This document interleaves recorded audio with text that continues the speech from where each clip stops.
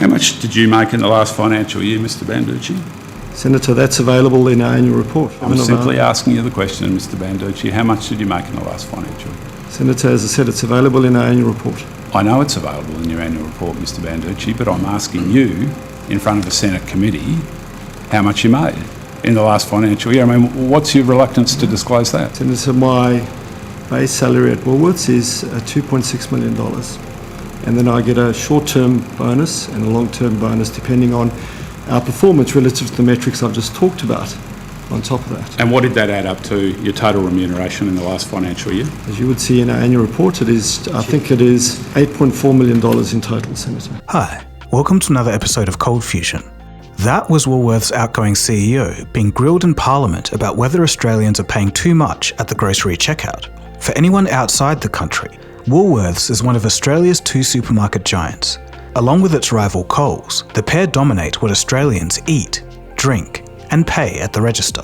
On the surface, it looks like an ordinary corporate inquiry, but it's a symptom of something deeper. Australia has quietly become one of the most monopolised economies in the developed world. And when you live here like I do, you can look around and see it. Two supermarkets control nearly 2/3 of all grocery sales. Two airlines handle over 90% of domestic flights. 4 banks hold the savings of most Australians. One media empire dominates the national conversation. And telecommunications has long been ruled by Telstra, a former state monopoly. But it doesn't stop there. As you'll see, some of these corporations use their economic weight to shape the political process. They lobby governments, pressure regulators, and work behind the scenes to keep the system tilted in their favour. Mining companies have gone head-to-head with governments and won. Now, the question is, how did a wealthy modern country end up like this? And what does it mean for the future of ordinary Australians? You are watching ColdFusion TV.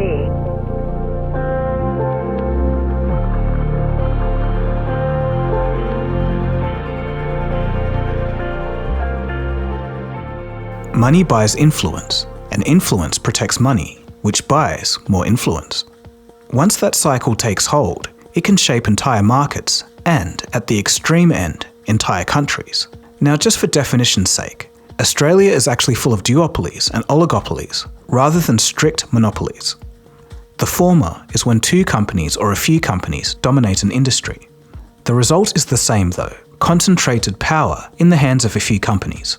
In the UK, the largest supermarket holds less than 30% of the market, with others close behind. Whereas in Australia, Coles and Woolworths together control more than 65%. Airlines show a similar pattern. In the US and Europe, budget carriers thrive on short, busy routes and constantly chip away at the larger airlines. In Australia, it's different. Long distances push up costs, airports charge higher fees, landing slots are limited, and loyalty schemes keep passengers tied to big carriers. It's no surprise then that Qantas and Virgin carry 94% of all domestic travellers. So how did it get this way? Well, part of the answer lies in geography. It's not what you'd think, but hear me out. Australia is huge, roughly the same size as the continental United States, but only about 27 million people live here. The vast majority cluster in a few coastal cities, separated by long stretches of empty land, desert. This makes distribution costly and leaves fewer customers in each market. Economists call this a thin market. One with so few buyers and sellers that competition is weak and prices are easier to control. Now, compare that with the United States, where more than 340 million people share one integrated economy. Giants like Walmart and Kroger are huge, but they still face plenty of regional rivals. This doesn't really exist in Australia. So yes, geography and dwelling demographics explain part of the picture, but not all of it. Other countries with similar challenges, like Canada, have been more willing to break up companies to keep competition alive. But Australia has chosen another path. They've got a problem, so they fan the flames. The lay of the land set the stage for corporate concentration, but political choices made it much worse.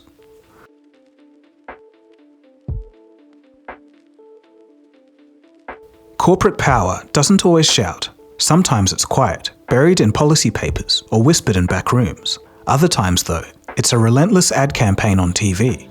One of the most dramatic examples came in 2010. That year, there'd been a global boom in commodity prices. Being a resource-exporting country, the Australian government decided to use some of this new massive wealth creation to pay back the public. Support for small businesses, tax cuts for businesses, retirement boosts, infrastructure spending, and that kind of thing. It's a pretty good idea, as using natural resource profits to help the nation is similar to what Norway does. So for Australia, in order to carry this out, they needed to tax the mining companies a bit more. And before you feel bad, some of these guys were making $14 billion a year, a 200% increase year on year. When the mining industry heard about the proposed reforms, they were furious. They set out to seek revenge on the government. A $25 million ad blitz was dropped from the heavens. TV screens were filled with warnings of the sky falling. If the government proposal goes through, jobs will vanish, investment will flee, and the economy will be ruined. The public was mortified, and meanwhile, mining industry lobbyists worked the corridors of government. Within months, the then Prime Minister, Kevin Rudd, went from a 70% approval rating in the polls to being thrown out of the government, and of course, the tax was scrapped. Internally, his party thought that his image had deteriorated so badly that he was a risk to them all. There was a lot more political drama surrounding this incident, but let's not get into that. For many observers at the time, however, this was a benchmark case. It showed that when the stakes are high enough, corporations can shape policies, and more importantly, the direction of political leadership itself. For Australia, it's sad, because what politician would ever challenge the mining companies for the benefit of the average Australian again as boldly? So if you think that's nuts, it's just a taste of the wildness here. Australia turns into an absolute clown show when you look at our banking system. The dominance of 4 banks have sucked all the money out of the productive economy and thrown it into the housing market. A 2022 S&P Global estimate says that these banks have cornered 72% of the market, and newer estimates says 75%. It's an abnormally high concentration, and it's resulted in some absolute buffoonery within our economy. Because there's no competition, they all have the same business model that virtually does one thing: lend money to buy homes. In contrast, in many other countries, banks loan to a whole range of sectors: businesses, agricultural, and consumer sectors. Meanwhile, in Australia, 70% of those 4 banks' entire existence is to just finance buying homes, all in lockstep. It's gotten so bad that it's twisted and distorted our entire economy. The end result is that the Australian economy is less complex than that of Botswana.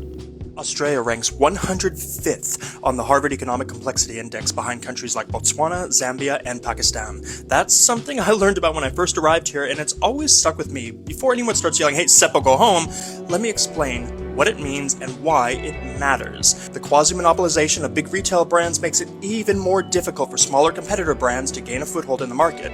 2 players dominate grocery and liquor. Likewise, 2 aviation firms rule the skies. In fact, Australia ranks as one of the world's most concentrated markets, with industry concentrating more than ever before.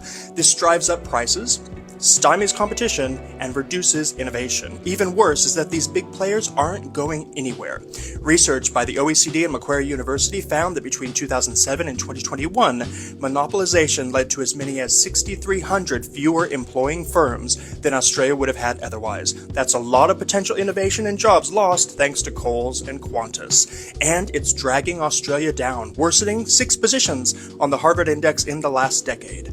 Authors note, quote, Australia is less complex than expected for its income level. As a result, its economy is projected to grow at just 1% annually over the coming decade, ranking in the bottom half of countries globally. Australia has the capacity to lead, but it needs a deliberate strategy to improve innovation outcomes, wean itself off digging stuff out of the ground, and capitalize on the amazing brainpower we know exists right across this great country.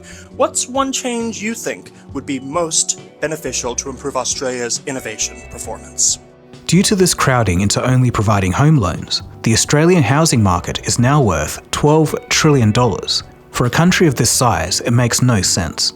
And these banks are some of the most profitable on the planet by return on equity. Regulators like the RBA, our central bank, APRA, and the Productivity Commission have repeatedly flagged that this is a systemic risk to the Australian economy. How? Well, this is where the circus really gets ready to start. Because gluttonous banks are so mortgage heavy, if there's an economic shock, like a sharp rise in unemployment, they're all exposed to households not being able to pay back their loans. And that impact easily could be systemic. Thanks to no competition, these banks can take more risks, expect bailouts, give poor service, and even charge fees for doing nothing, as pointed out in a federal investigation from 2017 to 2019. What would my interest rate be? 5.5%. That's pretty good. Yeah. Okay, sweet. Also, there is an application fee $600, split loan fee $600, mortgage service fee $395, loan size increase fee $300, fixed interest rate fee $750, security guarantor fee $200, settlement fee of $200, production of documents fee $150, late payment fee $20, offset fee $10, early repayment of fixed rate fee $50, discharge fee $350. What? Those are the fees. Can I compare those with another bank? I'd rather you didn't. It's, you know, it's all just, it's, you like the interest rate. I do. It's a good interest rate. All right. Yeah. So what is the country doing about this? Though many have flagged the problem, no single body is mandated to continually push for competition in banking, so no one does anything about it. Examples like these make the pattern clear.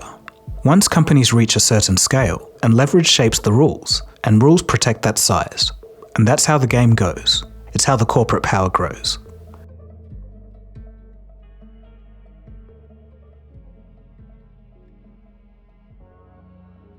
A wave of privatizations in the 1980s and 90s would change the lives of everyday Australians for generations. The idea was to sell state assets to invite competition so that consumers could benefit from lower prices and better services. On paper, it made sense, but in reality, selling off critical infrastructure often just cemented the power of a few players. Telstra Communications is a classic example. Once a government monopoly, it was sold with promises of efficiency. A decade later, Telstra still controls more than 70% of fixed-line services, with their main competitor, Optus, laughably far behind with around 11%. Optus isn't providing optimal service either. Recently, their system went down for maintenance and they didn't tell anyone. And this meant that 000 emergency calls couldn't go through and 3 people died as a result. In total, Australians are paying more for slower internet and complaints are piling up. In the end, privatisation hadn't unleashed competition. It locked in the old monopoly under a new name. Remember at the beginning of this episode those 2 grocery stores I talked about, Coles and Woolworths? Their grip on the supermarket industry has often led to some bizarre situations. In 2011, Coles triggered what became known as the $1 milk war by slashing its home brand milk to $1 a litre. Woolworths matched within weeks. It sounded like a gift to shoppers, but behind the scenes, dairy farmers were being crushed, margins collapsed, and many farms closed. Once the damage was done, the prices were jacked up again. In essence, the supermarkets used their market dominance to destroy market competition and corner the dairy market, then controlling prices to however they saw fit. A Senate inquiry followed, but regulators said that the cuts technically didn't break the law. The damage, however, was real. And now, more than a decade later, the tactics are more subtle. Prices at Coles and Woolworths swing in carefully managed cycles. ABC News analysed more than 44,000 items and found that thousands of these products yo-yo between 2 or 3 set prices on a regular basis. A box of Cadbury favourites, for example, bounces between $22 and $11 depending on the week. Retail researchers call it high-low pricing. For households, the yellow special labels feel like a bargain, but in reality, the discount is already built in. Shop at the wrong time and you pay the inflated price. When the public started catching on to all of this, the CEO of Woolworths, Brad Banducci, wasn't having a good time. A showdown in the Senate. I'm Brad Banducci and I'm the CEO of Woolworths. Thanks, Mr. Banducci. After a quick defence of the supermarket's pricing structures, the drama begins, with questions from the Commission's chair about the company's measure of profitability. Have not answered the question, Mr. We focus on Banducci. these. These are the Honestly, measures we focus on. I'm not interested in your spin or your... It was a technical argument. McKim wanted to know what the returns for shareholders were, but Banducci wanted to point out that lenders take a cut too. And then came the threats. I also feel compelled to advise you that a person may be found, as I've said, to be in contempt of the Senate and subject to a penalty of up to 6 months imprisonment or a fine of not exceeding $5,000. Rod Sims, the former head of the ACCC, says that we have one of the most concentrated supermarkets in the world. Is he lying? It's not true. His words are that Retired, by the way. I don't think you would impugn his integrity and his understanding of competition law. I'm just saying the world has got much more competitive. He retired 18 months ago. He's not... Okay, can we take that out? Is that okay? He is retired, but I shouldn't have said that, Angus. Are we going to leave it in there if we are? Well, we're on the record. You said it. Let's move on. But yeah. Yeah, no, I think I'm done, guys. I do this with good intent. I don't do this with bad intent. No. You're walking out, really? No. Can we just talk to Brad for a sec? Let me just have a minute.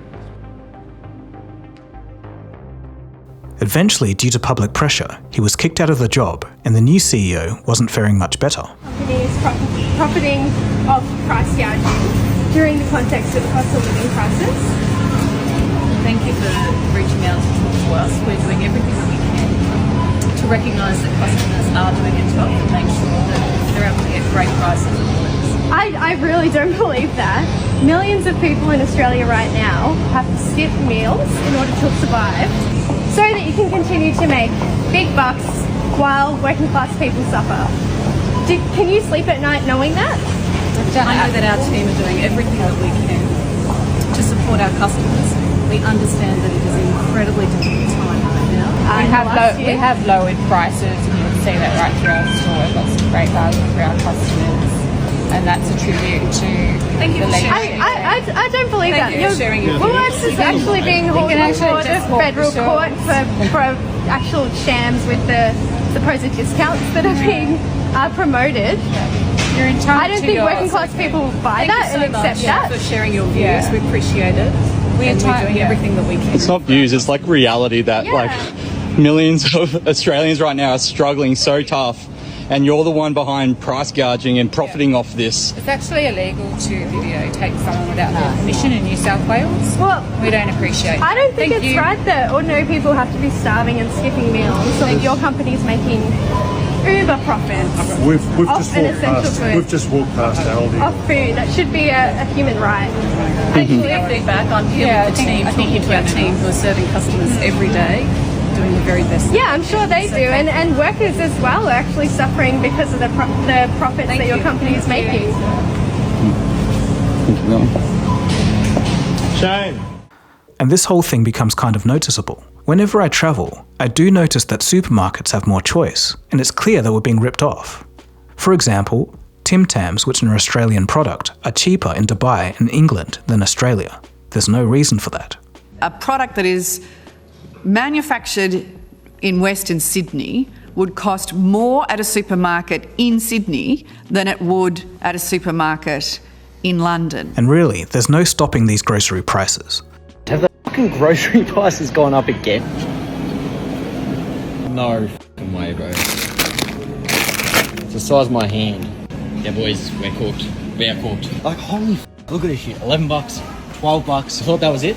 $12, $11, $12. Oh yeah, let's go to the end of the aisle. $17, $18, $14. If you live in Australia, do not come to this aisle. So what does all of this mean for ordinary Australians? Of course, shoppers pay more at the checkout. When only a few companies dominate, there's no competition. And no competition means prices can rise as consumers don't have a choice. But it goes beyond that. Mining companies can destroy a prime minister. Flights stay expensive. And the banking system turns into an absolute clown show. During a cost of living crisis, Woolworths posted record profits. Qantas, despite widespread cancellations and scandals over flight credits, still recorded record earnings. The world keeps turning. Rupert Murdoch's News Corp controls most of Australia's print circulation. For decades, its papers have campaigned hard on elections and regulation. Critics argue that this kind of dominance narrows the range of voices in media and leaves too much influence in the hands of a few. And the culmination of all of the above is starting to show. In 2007, 86% of Australians said that they were satisfied with democracy. By 2018, that had collapsed to 41%. A big reason is the belief that politicians serve corporate interests first before the public good.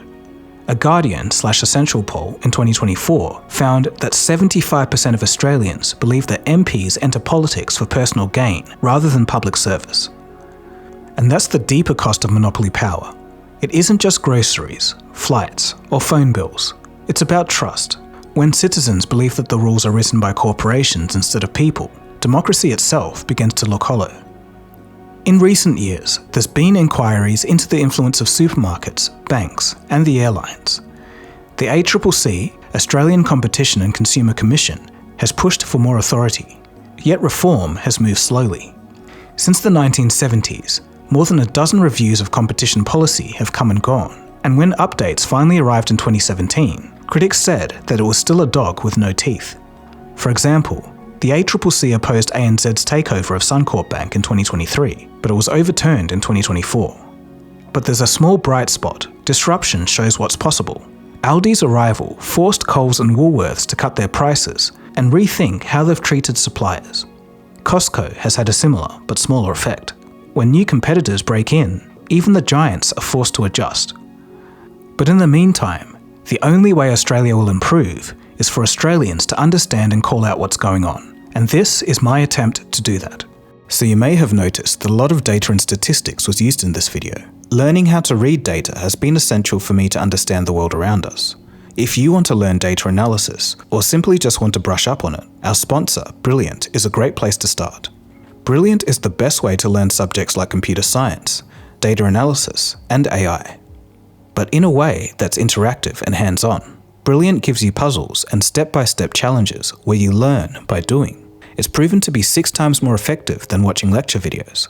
Their courses cover everything from the fundamentals of neural networks and probability to the mathematics that underpins AI, and even everyday topics like algorithms and data security.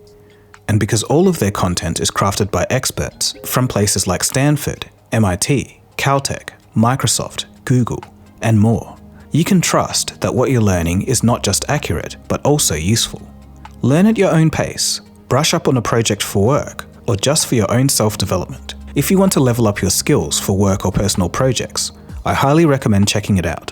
To get started for free, head to brilliant.org/coldfusion or scan the QR code on screen or click the link in the description. Brilliant's also giving ColdFusion viewers 20% off an annual premium subscription, which gives you unlimited daily access to everything on Brilliant. Thanks to Brilliant for supporting ColdFusion. So thank you for watching, and if you do live in Australia, feel free to send this over to someone who would be interested. Hello everyone, thanks so much for watching the whole way through this episode, it really means a lot. And hi, here I am if you haven't seen me before, my name's Dagogo and you've been watching ColdFusion. And yeah, if you did like it, feel free to subscribe, otherwise I'll see you again soon for the next episode. Cheers guys.